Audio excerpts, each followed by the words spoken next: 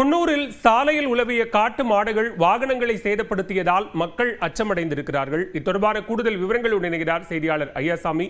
விவரங்கள். பாலவேல், குன்னூர் பேரக்ஸ் பகுதியில் 2 காட்டு எருமைகள் ஆக்ரோஷமாக மோதிக்கொண்டதால் மக்கள் ஓட்டம் பிடித்தனர்.